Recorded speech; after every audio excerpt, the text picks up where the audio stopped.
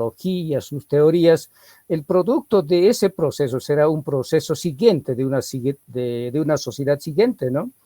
Lo cual, en ese sentido, para Durkheim tiene importancia capital para Francia, y por eso mismo me parece que le preocupaba el tema educativo y además esto relacionado, o sea, muy cercanamente el asunto del poder y del Estado, ¿no? Y además, claro, la educación es asunto del Estado, ¿no? Y por tanto es una función social del Estado, la educación de una nueva generación. Y en ese sentido, se ve otros matices en la lectura de Durkheim, mucho más como de un razonamiento en este libro, digamos, muy apegado a la lógica argumentativa, sociológica, ¿no?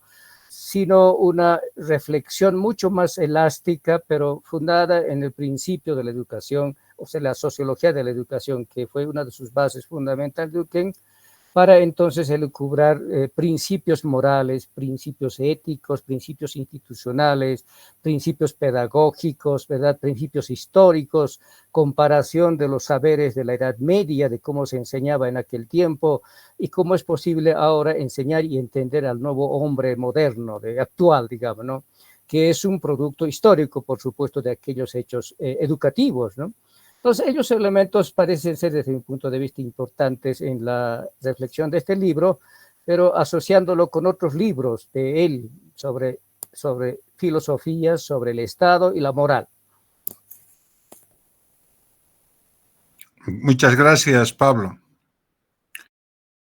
Es interesante el comentario, esta vinculación con el Estado, con el poder que señalas, indudablemente sí es la preocupación. Como vamos a ver, él está hablando desde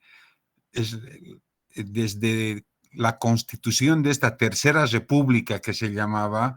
Entonces, cómo organizar esta nueva sociedad laica desde la educación. Entonces, ahí él va a tratar de vincular, como señalas, la educación como un dispositivo del Estado, como una entidad que es la que va a promover estos procesos, ¿no? De constituir estos nuevos sujetos modernos, ¿no? Es bien interesante eso. ¿Alguien más quiere intervenir?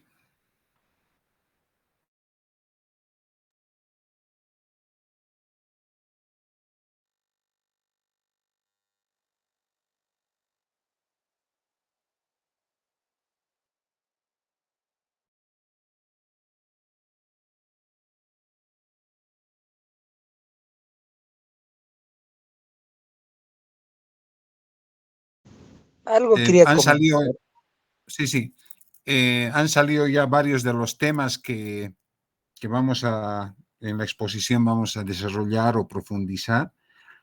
Como les decía, he agarrado varios de los textos o síntesis de estos escritos de Durkheim. La mayoría de ellos son conferencias o cursos que ha hecho y que póstumamente en realidad han salido sus textos de educación, ¿no?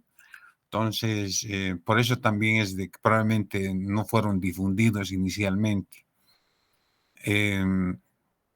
Vamos a ver los argumentos más interesantes de todos estos escritos, que algunos se hayan señalado.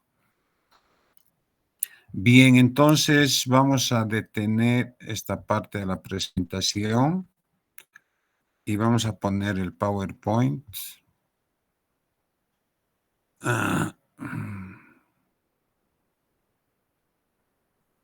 Un cachito.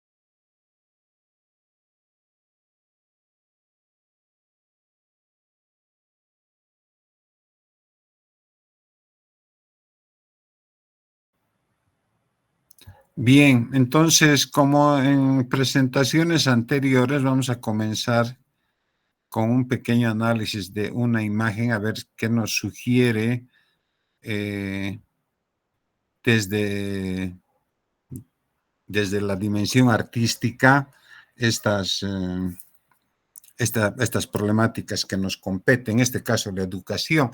Y bueno, les voy a compartir otro cuadro que seguramente lo conocen. Otra vez vamos a revisitar a nuestro artista paseño, ¿no? Al Arturo Borda, que digamos, es un típico pintor pues, del periodo revolucionario del 52, ¿no? Entonces, él hizo este cuadrito que seguramente lo conocen eh, y que es bien sugerente de algunas de las problemáticas que vamos a ver.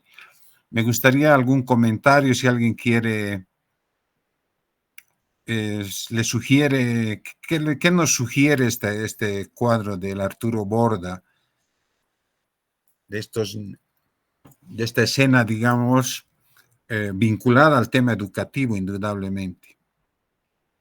¿Alguien quiere hacer algún comentario?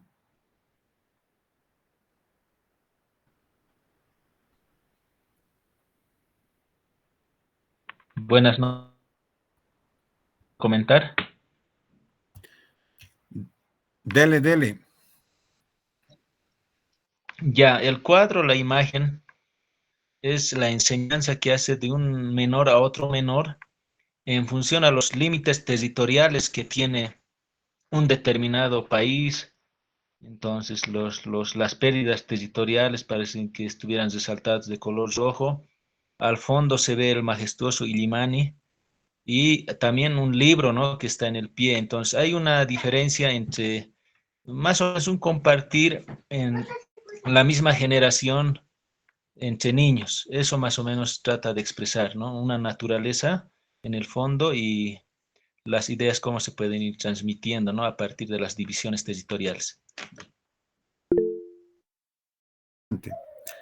Claro, esta idea de la nación, ¿no? No nos olvidemos que la revolución del 52 es un esfuerzo por construir una nación, digamos, ¿no? Entonces, en ese contexto se podría leer esto. Aurelio creo que levantó la mano antes y luego Jesús, Samaki Jesús, por favor. Bueno, gracias, doctor. También observo desde mi visión que hay un camino por el cual han venido transitando, ¿no? Y hay un momento de interacción, de encuentro, de comunicación entre dos niños. Claramente se puede observar que son niños de procedencia territorial o cultural seguramente distintas, ¿no? No son lo mismo. Vemos ahí un niño representando a como un estudiante, digamos, ¿no? O posiblemente a un militar, alguien que está con su espada o con algo señalando.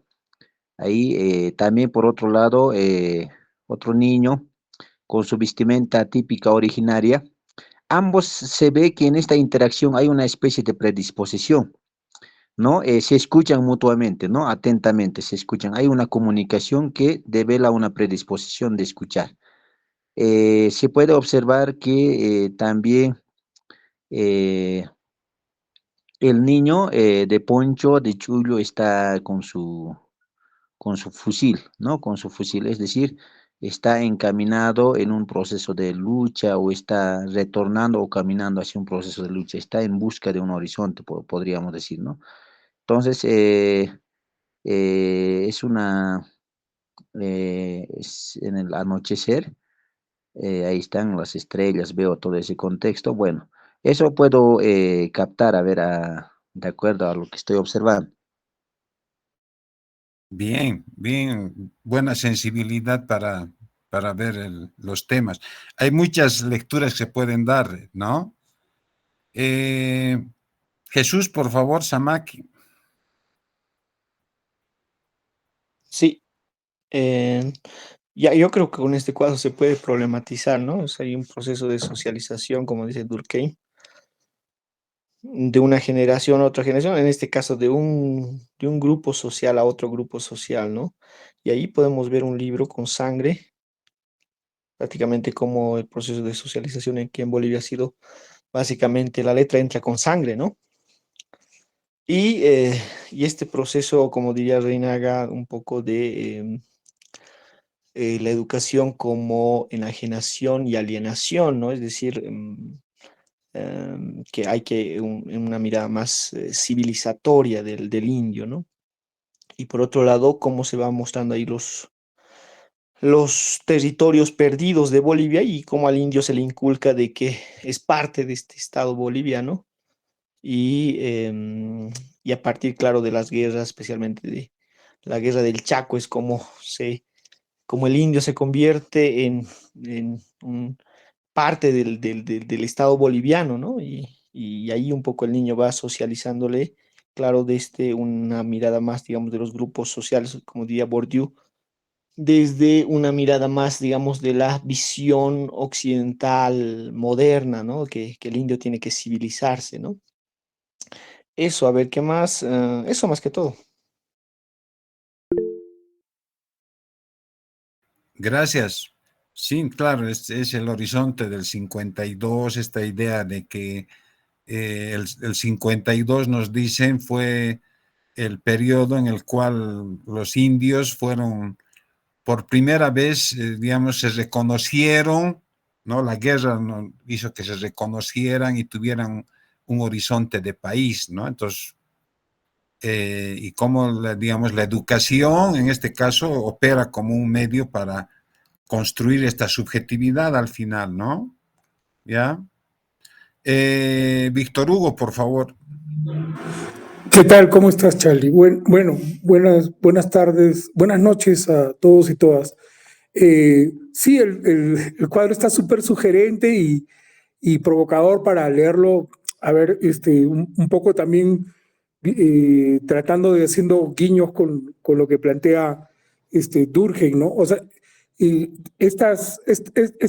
a mí me parece, o sea, bien llamativo, digamos, que la temática que se dicta en la pizarra, es obvio, se está hablando del tema de la geografía, ¿no? Y obviamente que se compara con el territorio de los países circundantes. Otro que también me llamó la atención es que hay una formación media militar ahí en el tema, porque tal como señala Aurelio, mientras el niño porque los dos son niños, ¿no? Y la verdad que yo los veo muy parecidos, incluso los rostros, todos estos son muy parecidos, pero el marcador étnico en todo caso, aquí más que la diferencia fisonómica, la encuentro, digamos, básicamente en la vestimenta, ¿no? La vestimenta, en eso sí se diferencian diametralmente, y mientras este niño está agarrando la espada, el otro está agarrando el fusil, y todo, bueno, de pronto, de lo que está mencionando Jesús, a mí me gatillan un montón de cosas, ¿no? Por ejemplo, una de las cosas que hace Durkheim en todo ese primer capítulo sobre la historia de la educación secundaria es precisamente diferenciarla, ¿no? O sea, de cómo se preparan, digamos, a los profesores precisamente para dar ese tipo de enseñanza, cómo la separa a la educación secundaria de las otras formas de educación, y el tema de la socialización que ya lo mencionaron, ¿ya? Y un poco viniendo para aquí, de pronto yo me estoy acordando de que, si bien es cierto, el Código del 56 fue súper importante para un poco,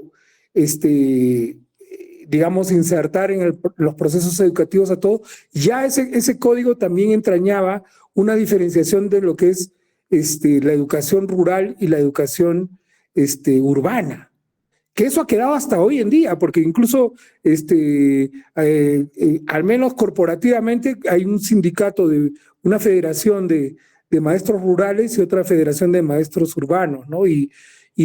Pero bueno, esa educación rural tampoco ha sido, tampoco empezó en el 56, tiene toda esa historia en Guarizata y todas esas, todos todos esos experimentos también que hicieron alguna orden católica en Potosí, ¿no? Y que más o menos graficó, digamos, una enseñanza rural también parecida a la de Guarizata. Entonces, y bueno, y también las discusiones de la creación de la Pedagogía Nacional de Franz Tamayo, ¿no? Que se orientan a eso, pero incluso ahí, en los mismos trabajos de Tamayo y también en todas estas cuestiones, digamos, el tema de la socialización, el tema de la transmisión, no sé propiamente si de conocimientos o más bien de información o más bien de esta transmisión ideológica, se hace patente, ¿no? Ahí, tal como lo decía Sandra en la anterior clase, yo también le veo algunas conexiones a lo de Durkheim con Bourdieu en la reproducción, ¿no? Bueno, eso es un poquito haciendo una entremezcla entre el comentario a la provocadora pintura de Arturo Borda y también la lectura de hoy, ¿no? Sí, gracias, Víctor Hugo. Efectivamente, está muy bien. Digamos, uno de los temas que aparece en el libro que les he pedido que lean es pues la importancia de la historia, ¿no? Es decir, Durkheim piensa de que, digamos, entender la historia de Francia, reconstruir por eso la historia de la educación y los procesos del proceso francés va a ayudar a construir nos va a permitir superar los errores, los problemas y, digamos, nos va a permitir construir esta nueva socialidad, estas nuevas subjetividades o nuevas conciencias, ¿no? Si hay muchos temas ahí que salen, pues. Carlos Johnny Calizaya quería hablar, por favor.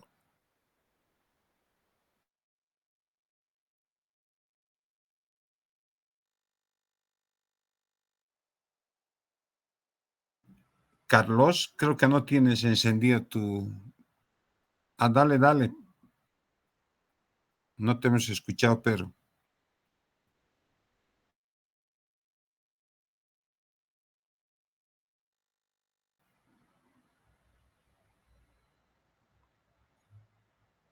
Hola, Carlos Johnny. No se escucha nada. No se escucha, ¿no? Su micrófono parece que está, no sé, algo le pasa. Hola, doctor, ¿me escucha? Ahora sí, ahora sí. Bueno, buenas noches, doctor, y a los compañeros y compañeras. Yo solo quería agregar este aspecto simbólico que ya los colegas comentaban, y no sé cuánto le habría tomado al autor trabajar la pintura, porque tiene muchos detalles, ¿no?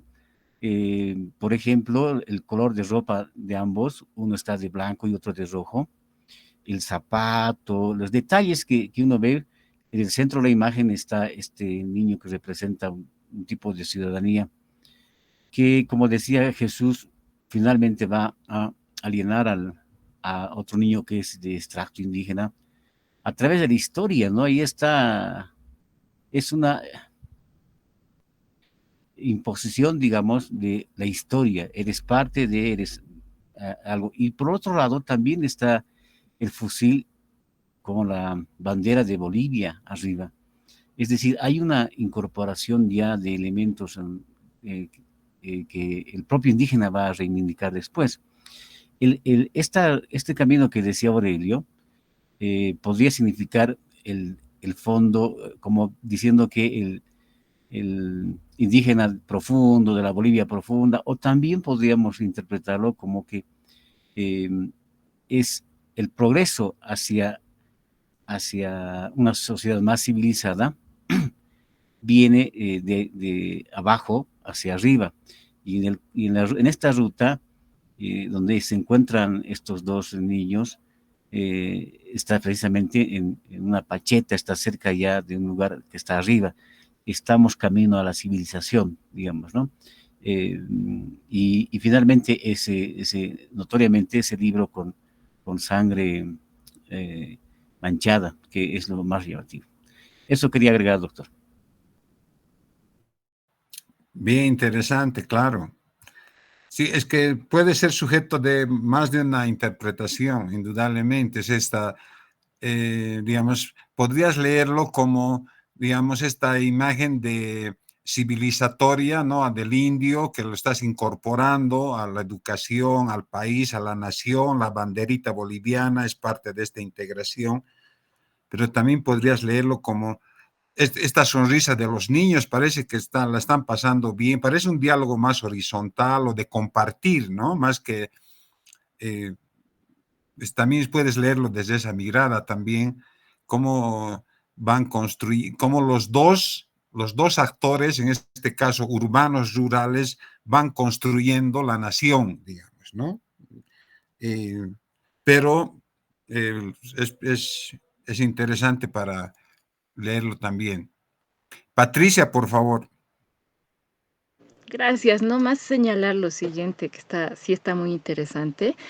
Creo que es el mapa de las pérdidas territoriales. No sé si todas, pero algunas, las que están siendo señaladas ahí. Me parece que lo interesante aquí es la ausencia de lo amazónico, ¿no? Ahí en este intento de construcción de la nación hay un eje muy fuerte de lo andino, ¿no? Y ahí paradójicamente, a pesar de que hay una especie de introducción de lo indígena a través del niño y su bandera, pero también hay una especie de reconocimiento, me hace recuerdo, no sé por qué, a la frase de Zabaleta, ¿no? Cuando habla describe, creo que la revolución del 52 y dice, ese día hubiera quedado desnudo sin los harapos de los questis, creo que dice, ¿no? Es decir, como si se arropara, digamos, la nación con eso, pero al mismo tiempo se visibiliza la pérdida del litoral, está ahí claro, sí señalado con sangre de manera simbólica, porque son pérdidas terribles. Y sin embargo, yo veo todavía en esta construcción de lo nacional, incluso está Lillimani, creo, ahí atrás, ¿no? Está como fondo. La ausencia todavía de lo amazónico dentro de esta construcción, de este imaginario de lo nacional, ¿no? Nada más eso, gracias. Buen detalle, sí, esta ausencia de esta otra parte del país, que es un retrato de la época también, sin duda. Javier Juan Carrillo, por favor.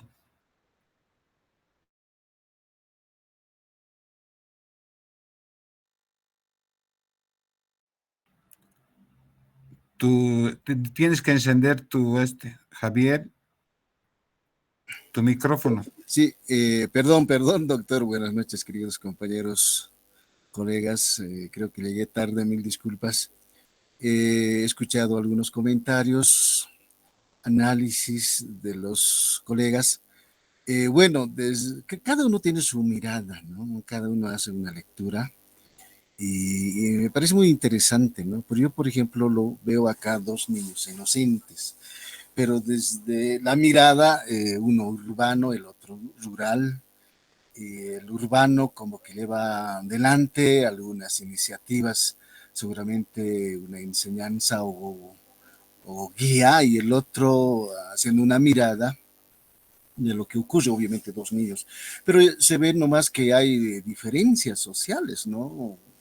Urbano, rural, creo que la educación también se orientó pues en ese sentido, entonces yo creo que escuchando a los colegas o compañeros, creo que lo han dicho, y interesante el análisis que hace el Durkheim, obviamente, y en otro contexto de la misma manera, y obviamente estas miradas también hacen un pequeño reflexión de lo que acontece en nuestro medio. Creo que todavía están algunos pensamientos neocoloniales bajo esta lógica de enseñanza en algunos estratos sociales, en algunos casos. Creo que no hemos dejado de aislar, unos son superiores, otros son inferiores, etcétera, ¿no? Entonces, posiblemente este puede tener varias interpretaciones. Por ejemplo, hay un texto que ahí lo veo con manchado de sangre, puede ser otra interpretación de un análisis muy distinto. Pero cada uno tiene, como dije, doctor, cada uno tiene su interpretación, análisis, y creo que contribuye a la reflexión de nuestro sociología boliviana fundamentalmente. No simplemente ese, querido doctor, mil disculpas. Gracias. Sí, claro, desde el discurso de la descolonización se pueden decir muchas cosas, indudablemente está este cuadrito, ¿no? ¿Había alguien más que levantó la mano? Creo que no. El máximo. Entonces, continuamos, pues, digamos, para entrar, digamos, en materia y podamos visualizar mejor lo que vamos a conversar ahora. Bueno, entonces, para entrar ya en los argumentos más importantes o lo que llama la atención de los escritos sobre educación de nuestro sociólogo francés, hay que ubicarnos en fines del siglo XIX, que es, como hemos visto, o es un periodo de muchas reformas educativas. El 68, este ministro Duruy encargó un estudio estadístico en todo el país sobre el sistema francés de educación superior, y este ministro defendió la universidad alemana como un modelo a seguir por Francia y abogó por profundizar el tema del sistema alemán. Por eso es de que varios sabios o académicos franceses, incluido el propio Durkheim, como saben, fueron enviados a Alemania para estudiar los métodos educativos en detalle, ¿no? Y además, él ha sido, Duruy fue el que creó esta escuela práctica de altos estudios en temas de posgrado especializado que reflejaba aspectos importantes de tratando de seguir el modelo alemán, un poco además tratando de dar respuesta a la necesidad, a una demanda colectiva del mundo académico y pedagógico francés de que era necesario hacer una reforma educativa, una transformación en el contexto de la Tercera República. Y detrás había, nos dicen los analistas, de que había este temor a la inferioridad francesa frente al modelo alemán, al sistema educativo alemán y los resultados que estaban generando en términos de investigación científica, tecnológico y el poderío militar que estaba emergiendo, ¿no? Y que va a concluir en la Primera Guerra Mundial, por supuesto. Y había la sospecha de que esta inferioridad era un indicador de un declive cultural general.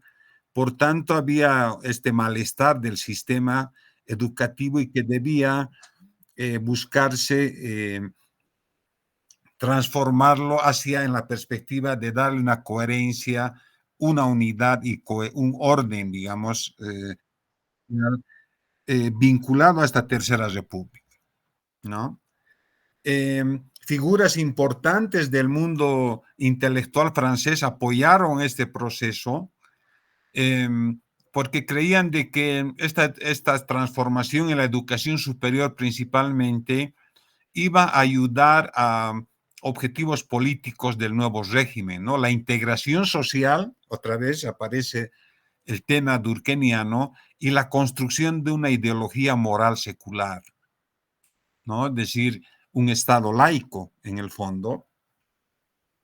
Entonces, los defensores de esta reforma vieron en el cambio educativo como parte de una estrategia además para evitar esto para agarrar la imagen de la mitología francesa, mejor dicho, mitología griega de Escila y Caribdis, ¿no? Este dilema, digamos, que se planteaba, digamos, esta reforma de irse entre el colectivismo extremista, tanto de derecha o como de izquierda, y el individualismo liberal, digamos, de entonces, ¿no? Entonces, que es un poco la propuesta durkheimiana, pues, de una propuesta intermedia entre el colectivismo radical de los comunistas de tinte marxista principalmente y el individualismo liberal. Entonces, los políticos republicanos, inspirados en la tradición revolucionaria francesa, positivista, anticlerical y social reformista. Entonces había esta combinación de objetivos políticos y profesionales en el movimiento reformista que contribuyó a hacer de los debates uno de los temas así importantísimos a fin de siglo, y en ese contexto es donde se escribe, Durkheim va a escribir o va a reflexionar. Entonces, construir una moralidad secular constituye una de importancia capital en ese periodo, a fines del siglo XIX y principios del siglo XX, y que, bueno, fue fundamental en la constitución en ese periodo, ¿no? Esta idea de la moral secular es una invención de la Tercera República, nos dicen, y se referida a los preceptos y sistemas éticos enseñados en el sistema de las escuelas públicas. Entonces, cómo las escuelas públicas podían introducir esta moral, lo que ellos llamaban una moral secular. Entonces, se trataba de desplazar la autoridad ética y moral de la Iglesia Católica y sus instituciones pedagógicas, principalmente jesuitas. Como ustedes saben, los jesuitas son los intelectuales de la Iglesia Católica, son los que han estructurado modelos pedagógicos y formas de enseñar, y por eso Durkheim va a analizar en profundidad un poco en esta su reconstrucción histórica al cristianismo, ¿no? Como es los modelos pedagógicos cristianos. Durkheim participó de los debates estos de la Reforma, particularmente desde que llega a París en 1902, a la Sorbona principalmente, ¿no? Donde ha sido profesor. Entonces, ahí tenía su curso sobre pedagogía y educación, que fue uno de los puntos donde se emergieran estos debates sobre el tema del movimiento reformista, digamos, y que coincidió con reformas específicas que hubo en ese periodo. En 1903, en el marco de esta discusión sobre la necesidad de estos cambios, se exigió que todos los que estaban estudiando en el sistema universitario hicieran un curso básico sobre historia de la pedagogía en Francia, un poco para estimular o promover esta discusión, ¿no? Y obviamente se le encarga a Durkheim para que asuma esa cátedra ya desde el primer año de que estuvo en la Sorbona. Y esto le da mucha influencia por eso es de que es la influencia que tuvo en los debates de la época, y además propició así un flujo de ideas, no solo a nivel universitario, sino también en la educación secundaria. De hecho, como vamos a ver, va a escribir también sobre el tema de la educación secundaria, ¿no? Y su influencia fue capital en todas estas discusiones. Uno de sus libros, como ya señaló Pablo, creo, es de Educación y Sociología, y donde aparecen varios de estos temas, que son síntesis también de una primera conferencia que da en la Sorbona en 1902, una conferencia sobre la educación secundaria que da en 1904, y recién en 1938 se publican estos textos, ¿no? Por eso es que póstumamente, digamos, ¿no? En todos estos textos vamos a ver esta vinculación de pedagogía y educación y su relación con la sociología. Entonces, lo que intenta hacer es un análisis sociológico de la educación. Y como vamos a ver, él ve de que la sociología tendría un estatus epistemológico superior a la pedagogía.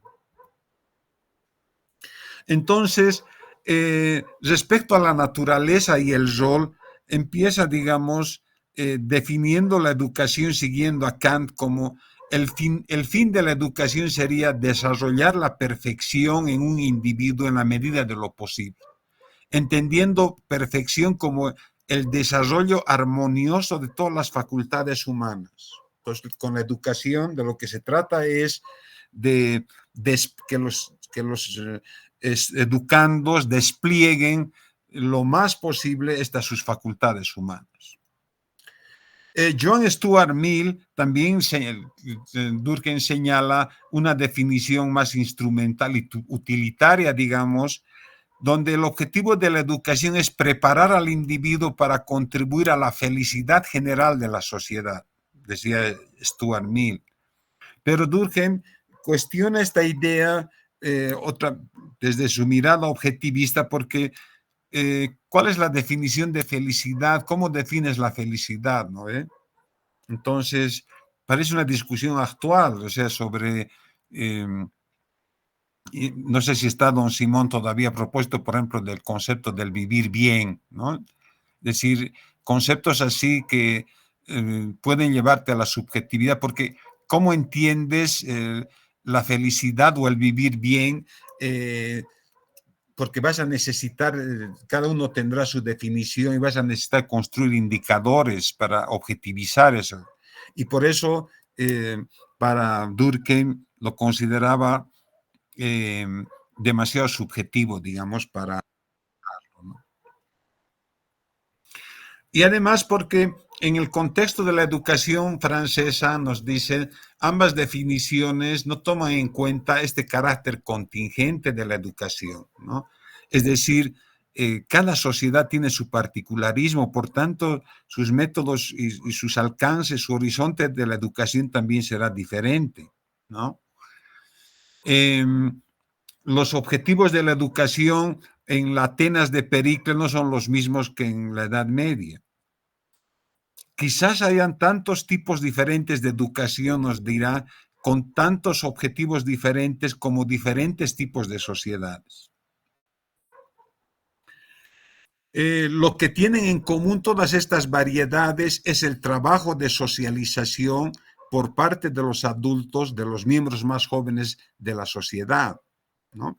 O sea, ese sería el tronco, el punto, el patrón común a todas estas experiencias educativas, ¿no? Esta idea de que los adultos están enseñando o socializando a los niños, a los más jóvenes de la sociedad, ya sea en términos generales a todos los miembros o dirigidas a aquellos sectores que van a cumplir labores específicas, tareas específicas.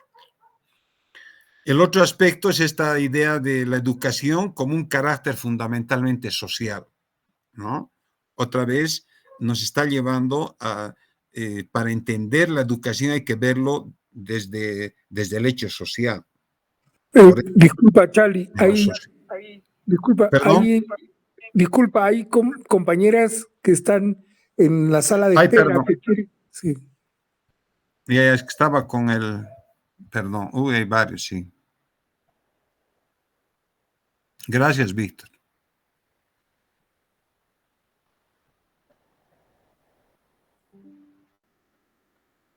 Ok. Bien, entonces aquí otra vez, ya en las, creo que en las formas elementales ya vimos esta su noción del homo duplex, que llama esta idea de que el individuo humano son dos seres unidos en uno, es decir, uno que es meramente individual, que está guiado por estados mentales y acontecimientos de la vida específicos del individuo, y otra que está vinculado más a estas ideas, sentimientos, prácticas, que sería la parte social, la escala social, ¿no?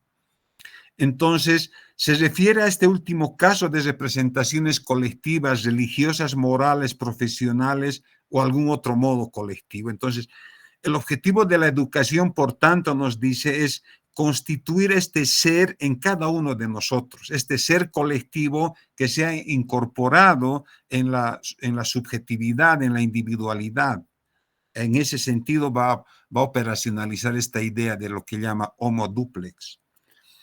Entonces, es la sociedad en nosotros lo que nos convierte en algo más que nuestro yo animal, ¿no? Es decir, esta otra vez es la influencia de lo social que nos va a constituir.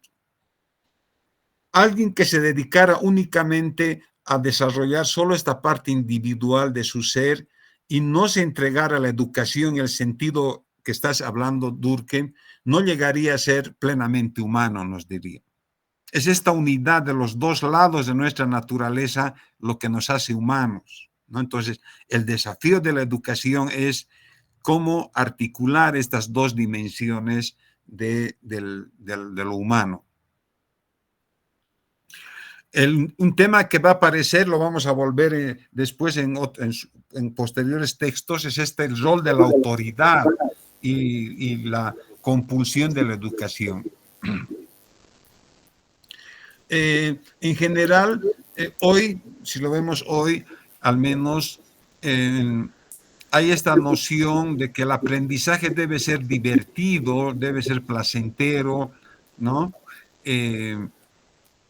Digamos, hoy es normal hablar en ese sentido, y estos enfoques pedagógicos que van en esa perspectiva.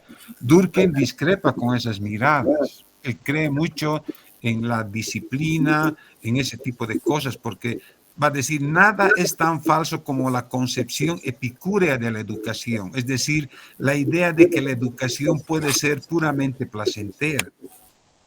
Y aquí basa su argumento en lo que él llama la naturaleza del niño, ¿no?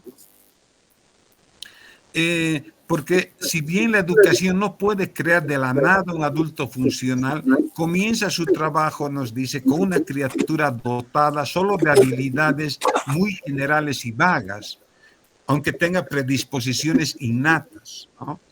Entonces, estas predisposiciones básicas deben aprovecharse de tal manera que lleven al niño al ser social, ¿no?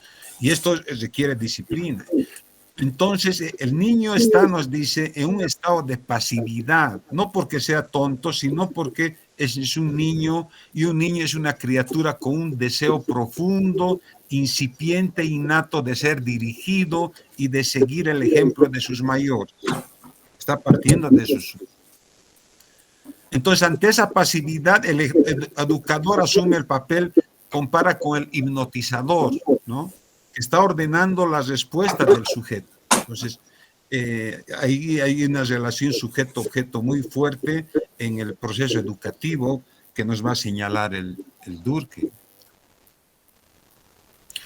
Por eso los comentaristas nos dicen que los que vienen de una tradición más liberal probablemente no les guste esta idea durkheimiana, pero el argumento aquí puede ser descartado, nos dicen algunos, solo por aquellos que no piensan seriamente en la realidad social y cultural que existe, ¿no? De hecho, Durkheim rechaza la oposición entre libertad y autoridad, ¿no? Entonces, él dice que la libertad es hija de la autoridad debidamente entendida. Entonces, la libertad aquí no se define como la capacidad de hacer lo que uno quiera, que es un concepto así del sentido común, sino como la capacidad de dominarse a uno mismo, ¿no? El tener dominio de sí. Me recuerda a un concepto de Foucault sobre el cuidado de sí, el dominio de sí, ¿no? Y en la historia de la sexualidad parece, no sé si estará conectado con Durkheim en este sentido.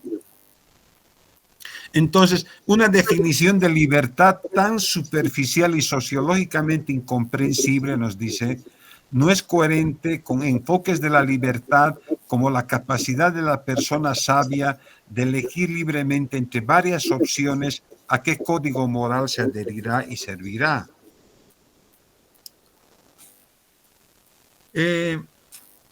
Luego hace una distinción entre educación y pedagogía. Perdón, creo que hay alguien que quiere entrar. Sí. Perdón.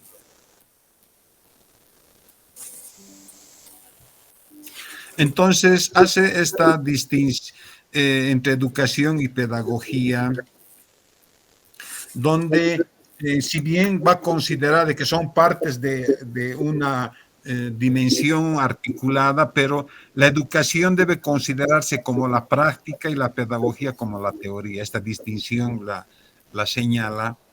Y el papel de la pedagogía no es sustituir la práctica de la educación, sino guiarla e iluminarla, ¿no? Sin embargo, primero debemos determinar con precisión en qué consiste la pedagogía y qué pretende producir, qué tipo de, cuál es su horizonte, digamos, ¿no? Y cómo llevamos a cabo esta tarea. Podemos estudiar la pedagogía científicamente como lo hacemos con cualquier otro objeto propiamente sociológico. Entonces, para lograrlo, otra vez se trata de seguir los procedimientos de las reglas y toda la metodología que hemos estado viendo, porque la forma de educación existente en cualquier sociedad dada es un hecho social en el mismo sentido que lo son el lenguaje o el sistema monetario. Entonces, la educación es un hecho social y por tanto lo podemos estudiar con estos criterios que conocemos. Perdón, otra vez. No.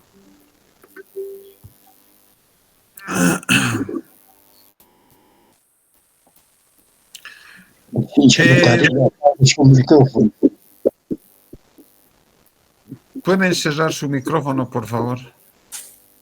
Podemos creer que elegimos libremente las técnicas educativas, pero se trata en realidad de costumbres e instituciones con un poder coercitivo sobre nosotros. Esto de la costumbre va a revisitar después.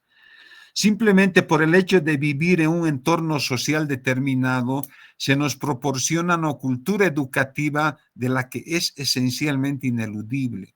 Entonces, estas son condiciones, factores externos, nos dice, ¿no?, a lo largo de su texto, de su obra, que van a influir sobre nosotros.